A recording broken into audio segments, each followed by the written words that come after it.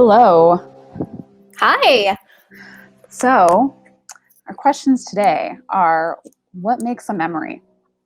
And what turns that memory into art? And then what in turn do you do when that, artful memory becomes something that jogs your own memories or Mhm. helps you to create new ones?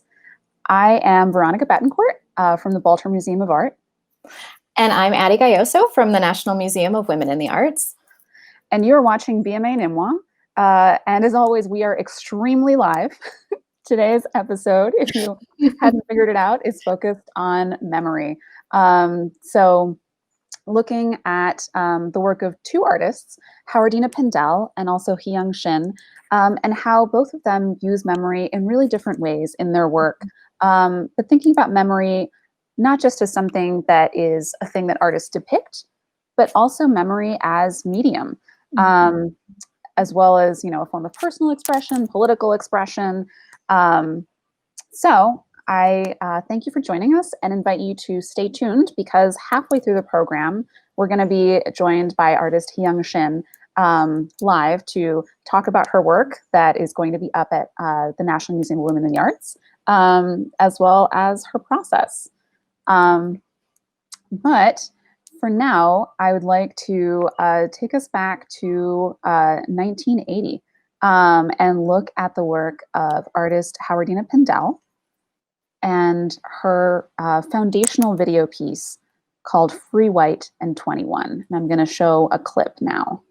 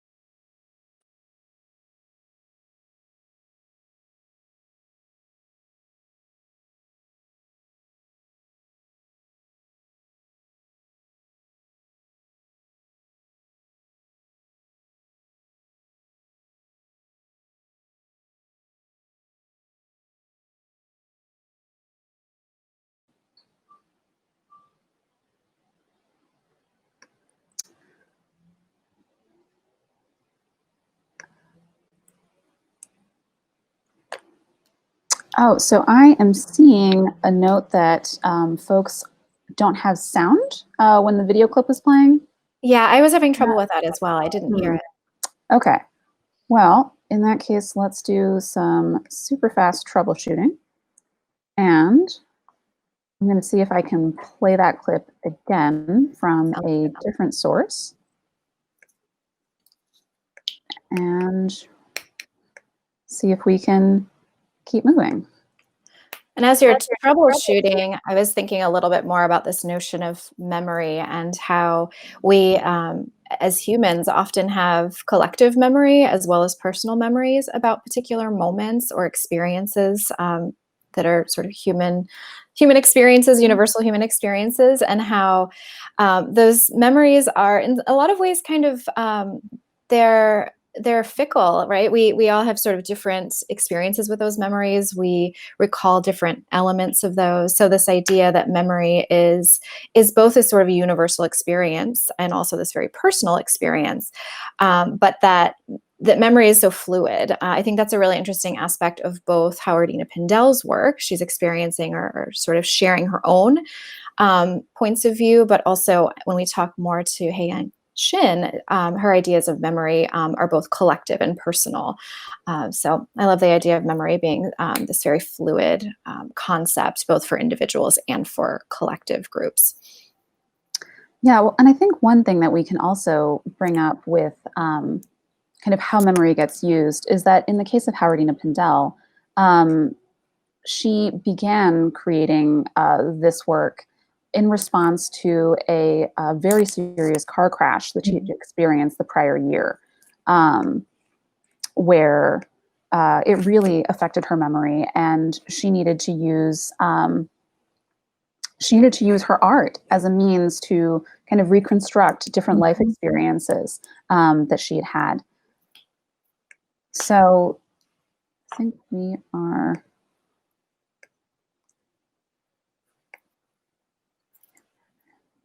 All right.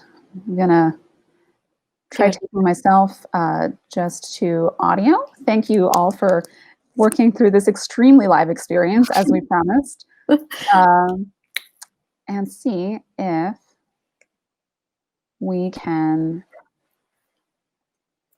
get the video playing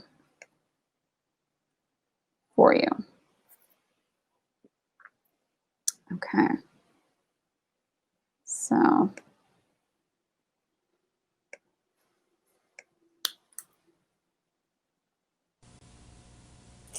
it's actually, here we go. I went to a high school in Philadelphia, which was for girls, which emphasized academic achievement. Everyone was very competitive with one another for grades. I did very well in the history classes and asked that my history teacher put me in the accelerated class. She told me she would be happy with my grades to put me in the accelerated level. However, she felt that a white student with lower grades would go further. Therefore, she would not put me in the accelerated course. You really must be paranoid. Those things never happen to me. I don't know anyone who's had those things happen to them. But then, of course, they're free, white, and 21, so they wouldn't have that kind of experience. I went to university.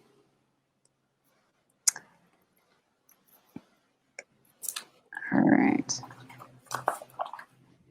Thank you for sharing that, Veronica. It seemed like there was a bit of an echo, but hopefully everyone was able to actually hear the video this time around. I'm curious, Veronica, from your perspective, how do you see Pindell using memory as medium in this particular piece?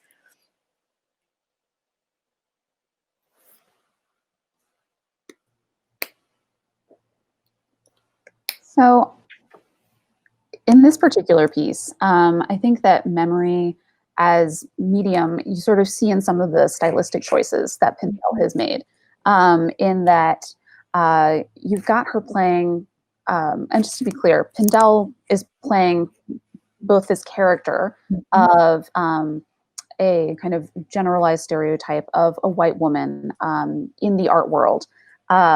And she's got the blonde wig, she's got the sunglasses, and this is the sort of like, you know, interlocutor who's questioning Pindell's memories. And then Pindell is also portraying herself.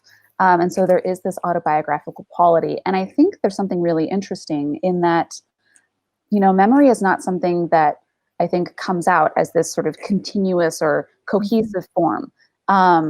We all have to create our memories and kind of put them together. And I think that Pindell, in having these different characters and having these different visuals, is really emphasizing the idea that memory is something that is, you know, it's stitched together. It's something that is made in the telling. And I think that's signaling that, you know, she is telling a story, and that the story of her life is something that, you know, gets constructed, becomes very clear in this video. I think it's interesting that you use the word stitched together. And I think we're going to take a look at another piece by Pindell where she's literally creating sort of these stitches in order to reconstruct the memories as she recalls them of her personal life and her personal experience. And I think we have another clip we wanted to share as well, from this particular video. And before we do that, I think it's worth everyone sort of watching this entire work. It's about a 12-minute video that you can actually pretty easily find on YouTube. And going back to this notion of stitching literally or figuratively together, it's really sort of these like almost like these segments of memory that really start with her mother's personal experience, and then sort of go through moments of Howardina Pindell's personal life and her sort of interactions as sort of her navigating the world both as a Black person, but even more specifically as a Black woman, and sort of the prejudice that she faces as a result of the person she is. And I know that there's another clip we wanted to share as well. Yes, so I've brought that up, and I'm going to take Addie and I off screen so that you can focus on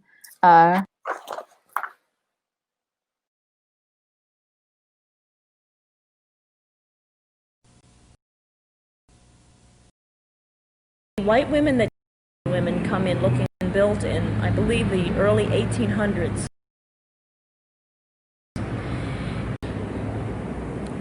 One of the friends of the family owned an old house that had been built in, I believe, the early 1800s. She wanted to invite all of the members of the wedding party to her home for lunch. That included the 5 bridesmaids and the 5 ushers. When we entered the house, she gave us a tour and finished the afternoon by giving us lunch. She seemed quite unnerved that I was a member of the wedding party, and had her place changed from another table to my table where she could sit and watch me eat. At the end of the afternoon, as we were leaving, the men stood on one side of the door and the women stood on another side of the door. She shook hands with all of the white women, skipped over me, shook hands with all of the white men, and then came to me last. You really must be paranoid. Your art really isn't political either. You know, I hear your experiences and I think, well, it's got to be in her art. That's the only way we'll validate you, and it's got to be in your art in the way that we consider valid. If it isn't used in a way, if your symbols aren't used in a way that we use them, then we won't acknowledge them. In fact, you won't exist until we validate you.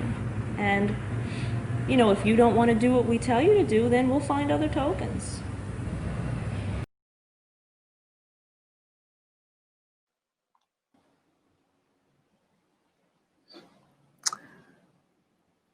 Veronica, I'm curious about what made you select that second clip for us to consider today. Yeah.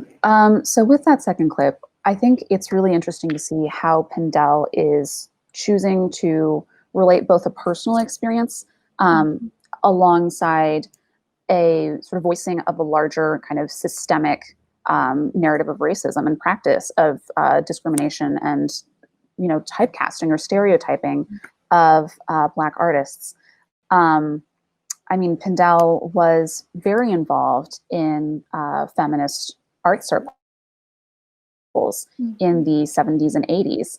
And so I think this is a really interesting moment where we can see Pindell kind of advancing an intersectional critique of, thinking that just because you're a feminist doesn't mean that you are treating all of, the artists in your collective well or equally or with the same kind of, flexibility or just care that might have been afforded by white women artists to other white women artists. And Pindell has been very candid about this over the years.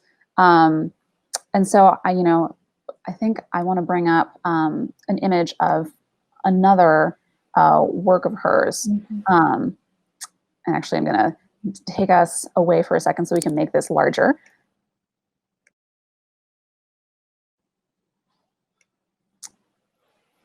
Okay.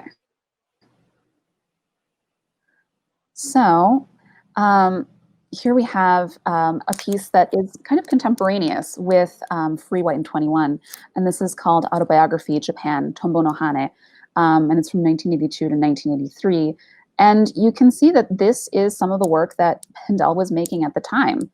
So in thinking about this, this critique that she is voicing in the words of this sort of archetypical kind of white artist or gallerist, about how her symbols are not valid. Mm-hmm.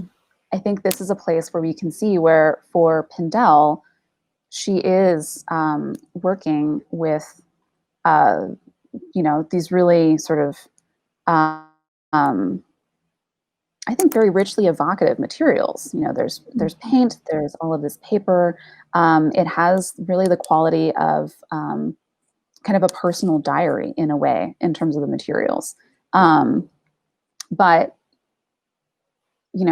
Addie, maybe you can speak to sort of what was going on in terms of like feminist art circles at that time, to sort of characterize. Yeah, there are a couple of things that sort of makes me think about. One was the NMWA actually had a show a few years back called Magnetic Fields, and it featured 21 Black women artists, and they were artists who had been born from like 1891 to 1981, and they all worked using sort of this in an abstracted language. And Pindell was actually featured in that exhibition. A similar autobiographical piece to this one was actually on view as well. So she's sort of done this series about reconstructing her own memories following her accident.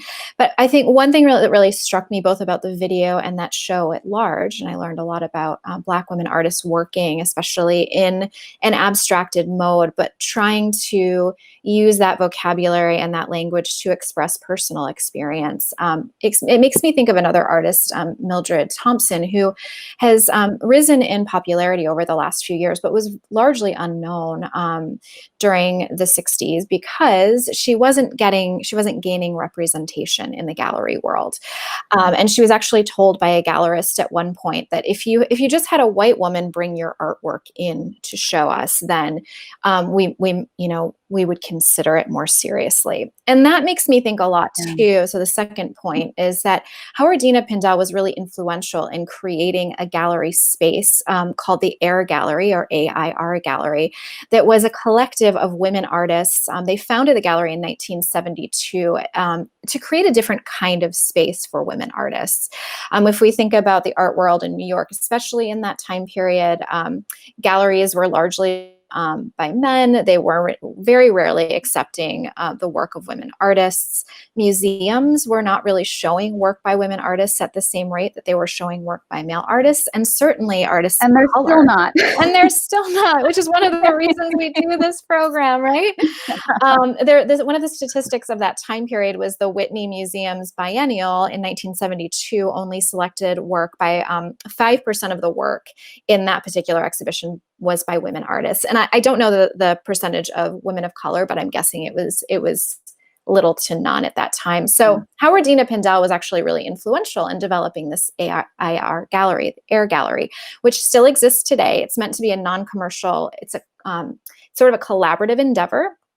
And I think it's really wonderful because it still exists in Brooklyn today. And it was really designed by these 20 women who are coming together to try to create a space that was explicitly for people who identified as women artists. And I also just like to read their current inclusivity statement, which I think is really beautiful. You can see that they're sort of evolving as we're having more conversations and acknowledge sort of gender as a spectrum. But they say that today this space is intended to be focused on women, which includes transgender women and non-binary people. We will not ask any questions about your identity, but in return, we ask that you respect our gender policy. So they're still very much focused only on showing the work of women artists and also creating the space that is meant to be really sort of a place where women can take risks in the work that they display.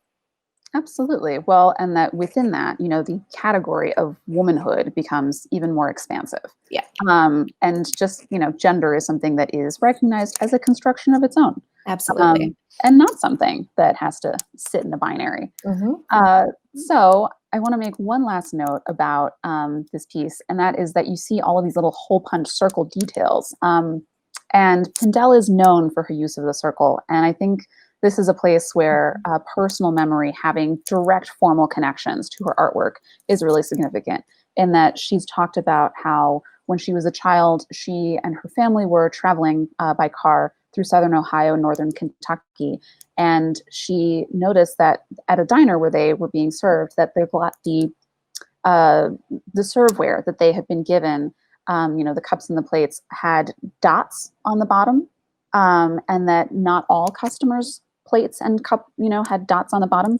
And she asked her father about it, and her father responded that this was a way for the diner to indicate which tableware was for patrons of color.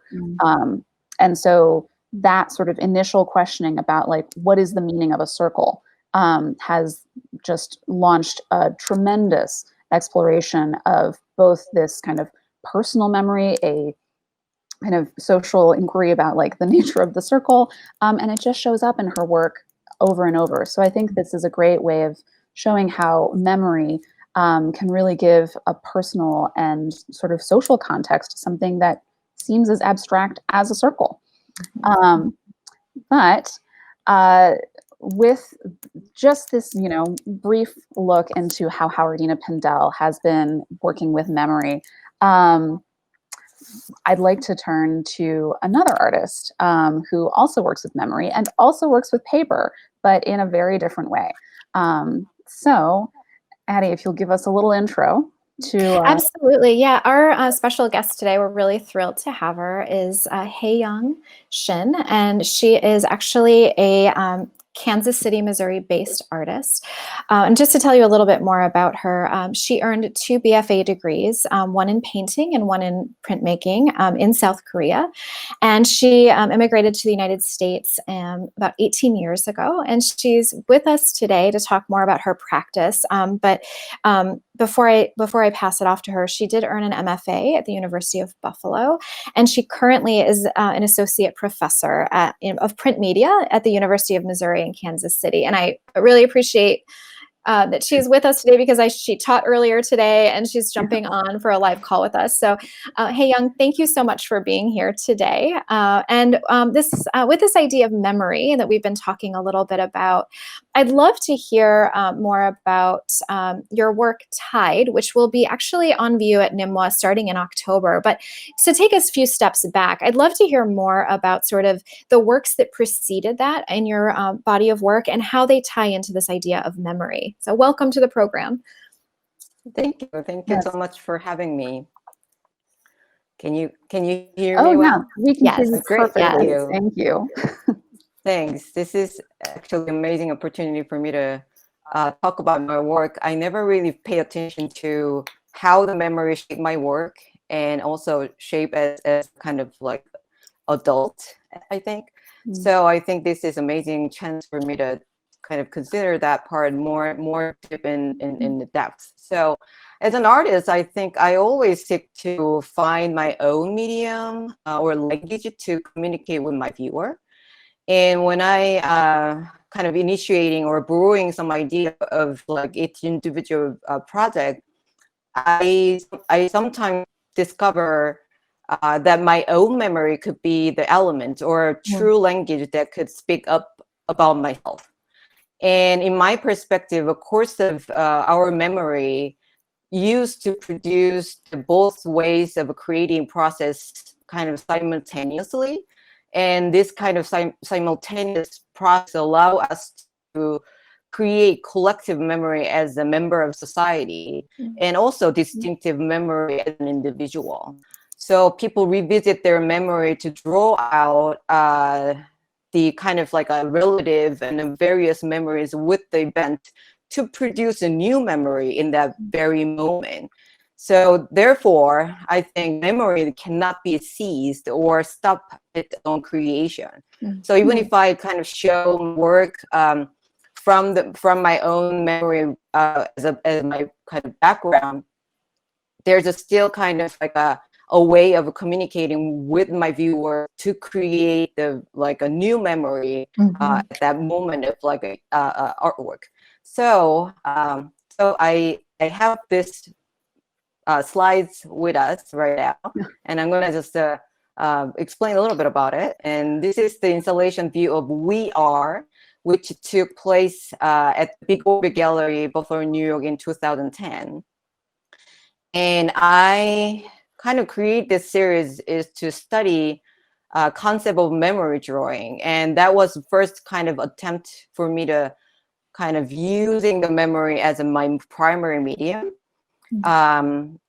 As a viewer interact with the image of a human feet along with the foot washing performance, and it was primarily inspired by my childhood memory and of my family and religious background. So soon after, during the research for this project, I became aware that the foot is a profound subject to observe and study as a figurative artist myself. And as we all know, human feet are highly developed and complex structure of a human body. They're tough, sensitive, fragile, and strangely odd shape. But we all also know that they are most mistreated part of human body as well.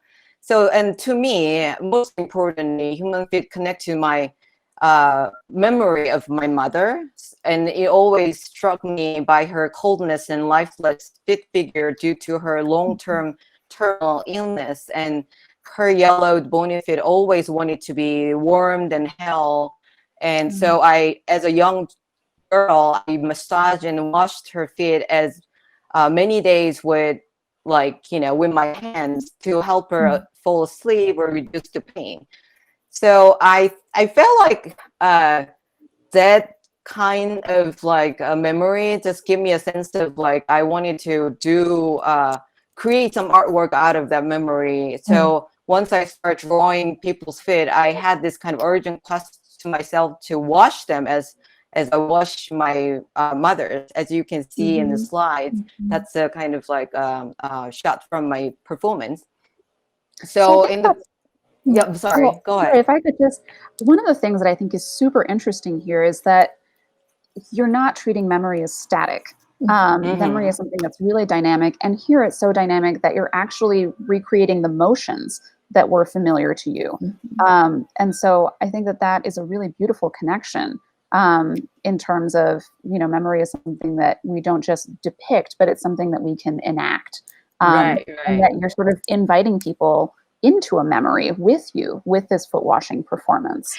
It also makes me think too. I love that idea, and I think just the kindness in the act of sort of engaging with another human being's feet.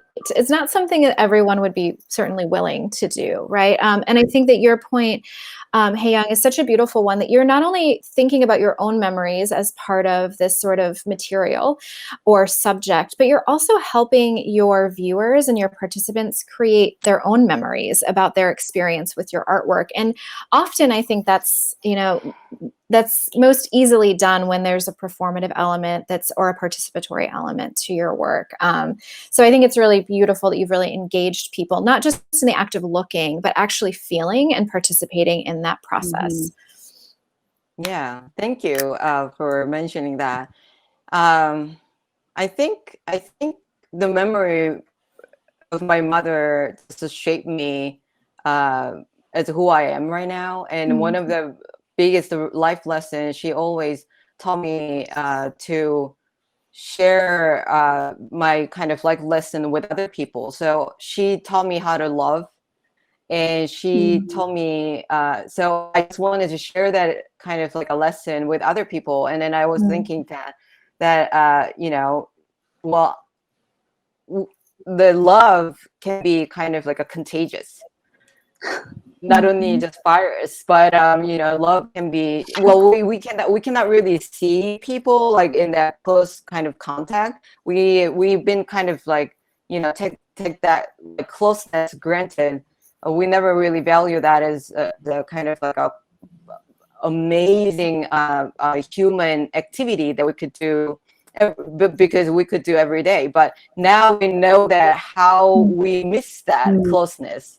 And I think that it's kind of like give me a different perspective of how creating the memory, not kind of interacting with my viewer in that kind of close, distance. So while it is very challenging, I think this pandemic just kind of like impact our life in a very different like senses and all different aspects of our lives. But that's the kind of one of the challenges that I'm like, trying to solve these days. Yeah. Yeah. So it's really interesting to think about this idea of just like human contact, the most basic of human contact, and how we're all sort of like aching for that in a way that we took for granted before. And I think that's a new way of looking at your work and interpreting your work. I think that's what's really beautiful about art, is that based on our own personal experiences and memories, we have different lenses by which to understand and process them. Let's take a look. This is the second piece that sort of predates Tide, and it's called The Weight of Being. And I love, it's sort of a multi-part piece as well. And there's definitely a very strong nod to Tide in this work, being those foot casts. But I'd love you to talk a little bit more about this work generally. Yeah, absolutely. So this is the picture from Weight of Being, which exhibited at the Anderson Gallery in Buffalo, New York again in 2013. I think my kind of direction of my artwork changed a lot during those days when I was in Buffalo, New York. Throughout my graduate program and after I graduated from that program, and gave me a lot of like opportunities to think about why I wanted to be an artist and what kind of medium that I wanted to kind of utilize to bring my kind of idea in reality. So I initiated this project in 2012 when I just got out from my graduate program. And I was desperate for finding a job as an artist and also as a mom of middle schooler. And I struggle with the heaviness of life and kind of like a lightness of my own being in me at the same time. So I try to find a way to produce artwork that has a kind of corporeal representation or a sense of being human in both means of lightness and heaviness. So it didn't actually initiate it from my old memory, but that kind of like current, that moment of the current experience has gave me a lot of like a connection with my previous memory. When I immigrated to this country, I had to fill so many paperwork, and I had to update my visa status almost every 2-3 years, and then every time when I had to do that, I just fill out and then try to get approved who I am in this country. So all that kind of process that I've been through just kind of gave me a sense of like how heavy the life is to me, and also from other perspective, I could be so light, light of the human being. So I decided to create fit cast with Gampi paper, which is known as one of the lightest paper to portray lightness of being, and chose to photograph people's bottom fit to portray the heaviness of life. So but the production process was very challenging because I never really done any that kind of like a fully sculptural work to creating kind of like a paper sculpture. And also I never trained as a photographer, but I had to figure out so many different like mechanical problem and technical problem. But I were also exciting. There was also exciting part for me to extending my kind of practice to a diverse medium as well. So I think it's also really interesting to consider you creating this work at the same time that you're filling out all of this immigration paperwork. Paperwork can feel paperwork can feel so heavy, and we can just see that stack of papers, piling up on our table with all of the things we have to get to. And so I think it's really interesting to see how you looked to paper as something that was light, something that was sculptural, something that was kind of generative, and that also brought you into really close contact with other people. So I think it's really interesting to, I don't know, sort of place this work in the context of your own biography and like the many different ways that people relate to paper. Absolutely. I mean, paper is very, I've never been a political person, I think, but paper, the kind of material paper is very political for me. It actually gave me so much of, trouble to prove who I am throughout my whole immigrant history. And also when I applied a job, I had to kind of like fill up so many, I mean, now it's all kind of all migrate to the online process, but when I started applying the job, I still had to make this kind of so many different mistakes and the kind of like a hard copy of my artwork as a kind of portfolio. So paper can be very broad, like spread material, but also it's very meticulous material that I could kind of put in myself as an artist to creating something very ubiquitous, but still very meticulous as well. So yeah. And I think this idea of paper being almost in some ways like a surrogate. You talk really beautifully and eloquently about this idea of dichotomies, like of human nature and of human corporeality, but also this idea that paper can have a lot of weight to it, that physical weight, but also like the meaning that's on that paper. So immigration documents are a good example, a birth certificate, a passport, things that sort of identify us as individuals coming from a certain place or living somewhere. There's such weight to that, but it's very fragile, and there's lightness to it as well. And I love this particular series of images because it's really showing you, as in this process of casting your participants' feet, and you talk about them as being sort of these casting sessions, taking several hours of time. And I'm curious, Hyeyoung, we talked a little bit about this in our preliminary conversation, but I'm hoping you can touch just on what was sort of unexpected, what came out of these casting sessions that surprised you. Well, as a long time trained artist, I always wanted to make something perfect. That's I cannot deal with any types of imperfection in my work. And when I started like learning professional drawing when I was in 15, I drew like 5 to 7 hours every day for 3 years.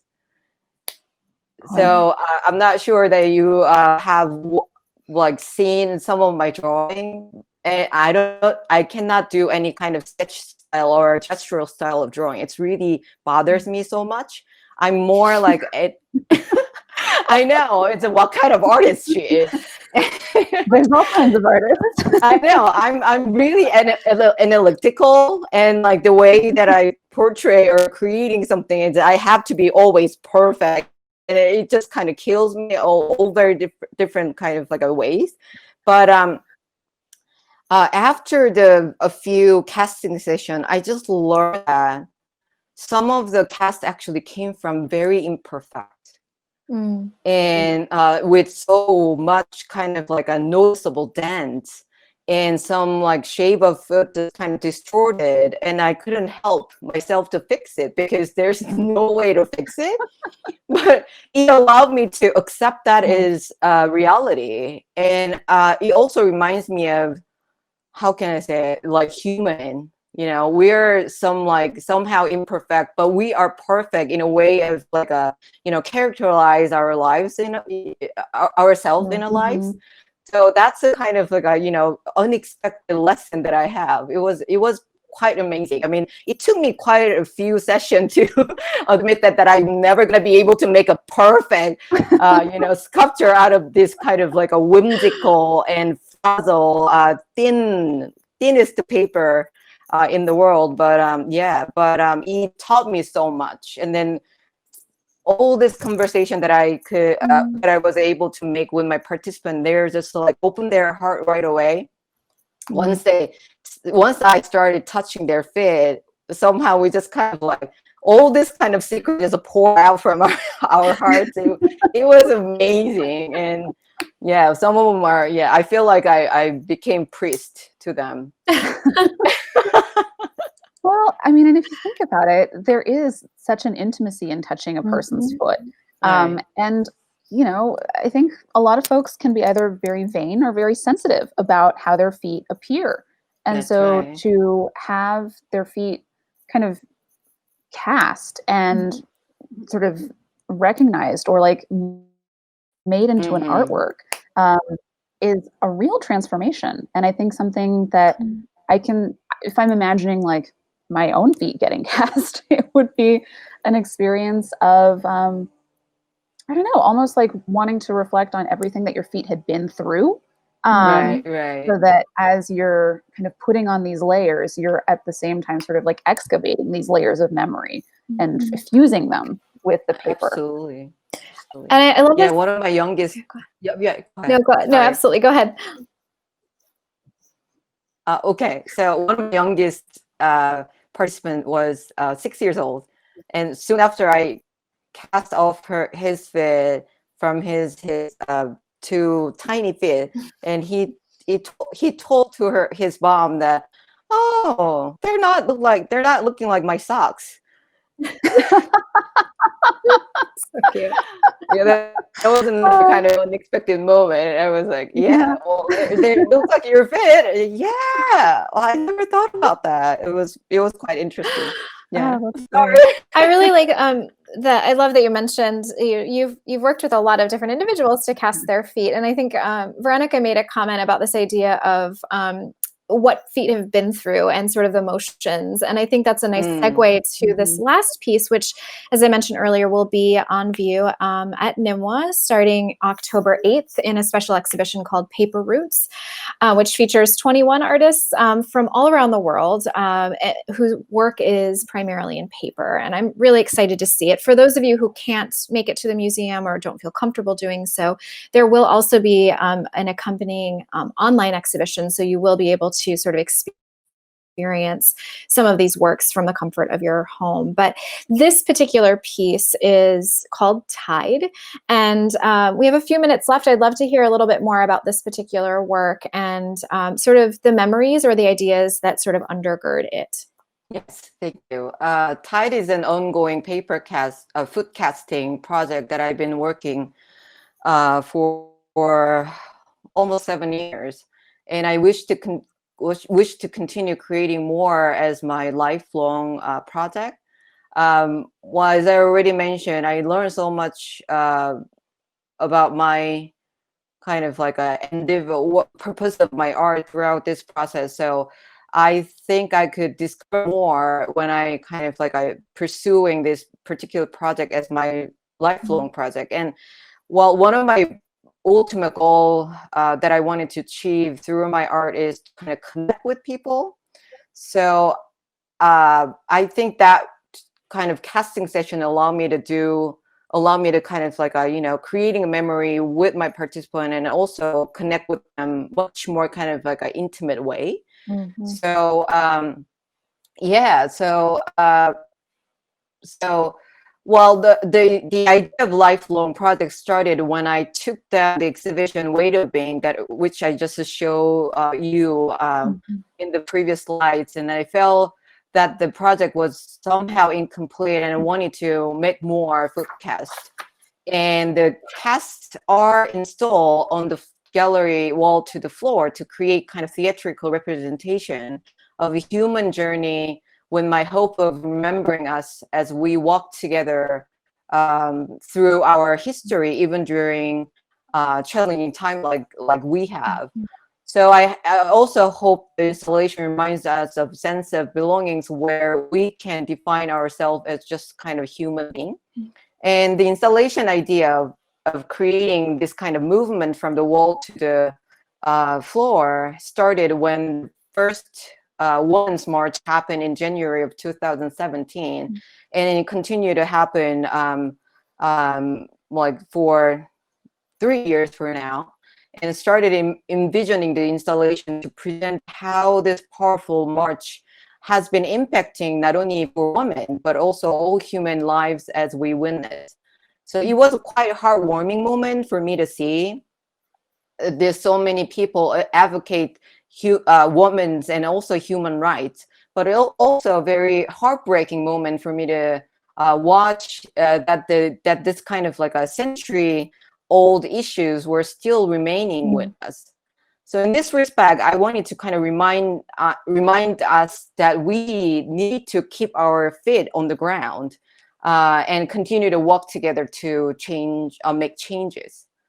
So yeah, and I think there's something really evocative about the title "Tide," right? This idea of sort of this going in and going out, and this progress, and then maybe sort of a sense that we haven't made as much progress as we thought. I think there's something that really will resonate with our visitors when it comes to other marches, like the Black Lives Matter marches that we've experienced in Washington, D.C. as of late. And just so this idea of just sort of being humans together, collectively marching in step for progress, I think is really compelling about this particular work. And I appreciate you sharing it with us. And we actually have a comment from Regina Schneider, who also shares that moving forward is my thought on it, and not walking alone. So yes. I think, I think the idea is coming through. And I'm just kind of going to show more details of the work, since each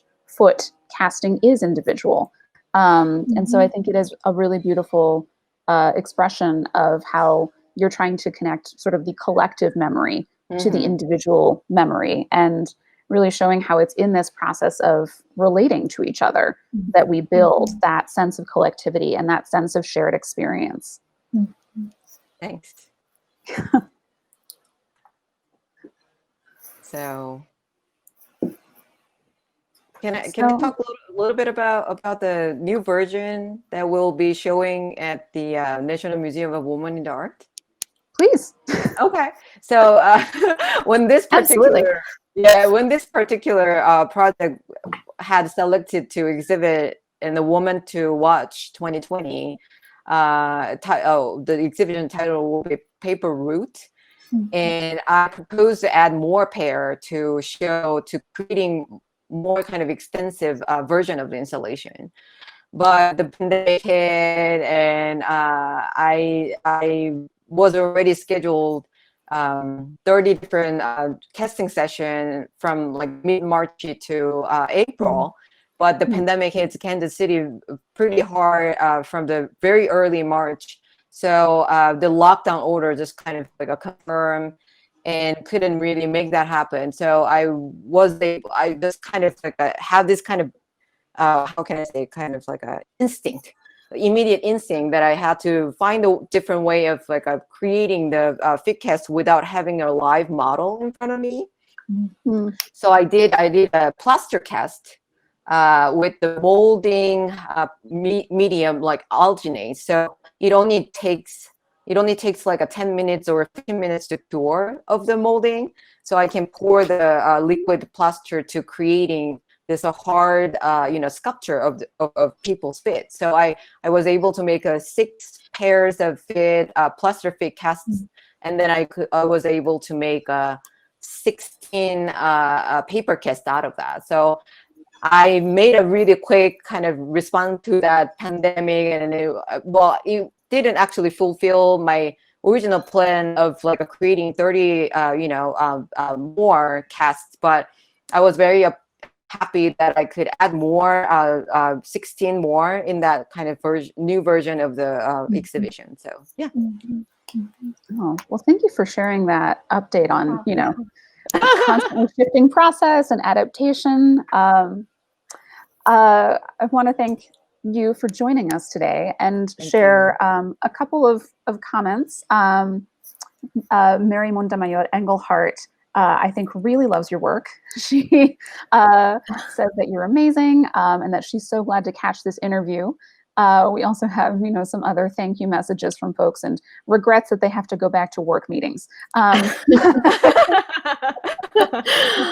I'm glad to hear that too. Yeah.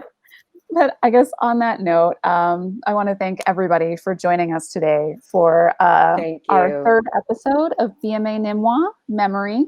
And Hyeyoung, thank you so much for being with us. It's really been a pleasure to talk and to, think about something that is so much a part of all of our lives, both memory and also paper. But you have a very sort of specific vision for how to incorporate these two together. And I want to thank you for sharing it today. Yes, thank you so much. And I have a new appreciation for feet as well. Thank you. Yes. Thank you for forcing me to look at our body parts and appreciate them for all the work they do. Absolutely. And we are really thrilled to have you as part of our upcoming exhibition. And thank you for your time today. It was a pleasure chatting with you. Thanks for joining us, everyone. Thank you so much for having me. Thanks. Absolutely. And we'll see you again next month when we're looking at power. Oh, yes. Take care, everybody. Take care, everybody. Bye. Bye.